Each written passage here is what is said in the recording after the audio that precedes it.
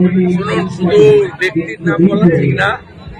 পশ্চিমবঙ্গে যতগুলো medical college আছে আমি শুনেছি সেখানে ইডি হানা দিয়েছে। এটা নতুন কেস নয়।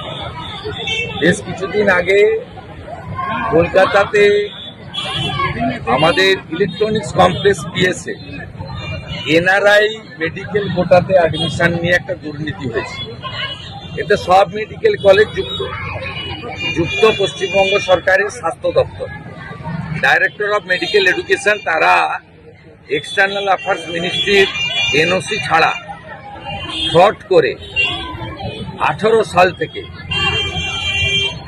এই ধরনের অ্যাডমিশন করিয়েছেন এনআরআই কোটাতে।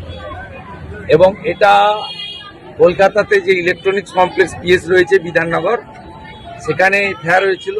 সেই এফআইআর কলকাতা হাইকোর্ট পর্যন্ত গেছে এবং যেহেতু এটাতে সীমা প্রযোজ্য, তাই এনফোর্সমেন্ট ডাইরেক্টরেট আজকে রেড করছে। এটা অনেক আগে হওয়া উচিত ছিল।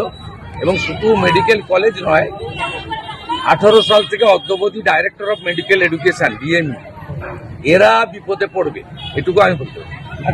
বাকিটা আমি নিয়ে বলবো না, যেহেতু পাস্ট হিস্ট্রিটা জানা আছে এবং কোর্টের অর্ডার বা আমাদের কেস সম্পর্কে, এবং যারা ভিকটিম, যারা কমপ্লেনার, তারা আমার কাছেও এসেছিলেন কিছুদিন আগে।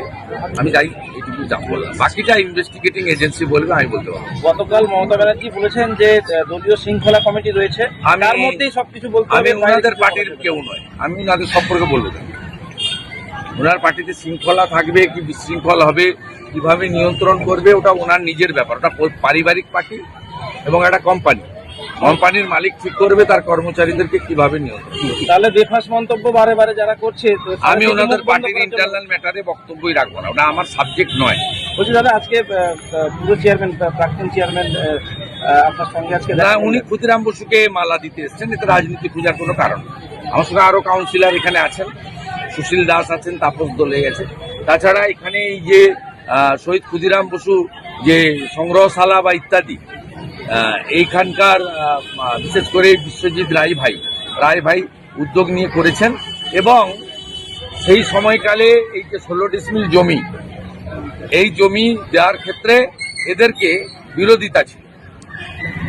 আমি পৌরসভার চেয়ারম্যান ছিলাম, আমরা করেছি। সুবলবাবু আমার তৎকালীন সাথী ছিলেন, আজকেও তিনি বয়সে বড়, আজকেও তিনি ভালো কাজে আমরা আছি।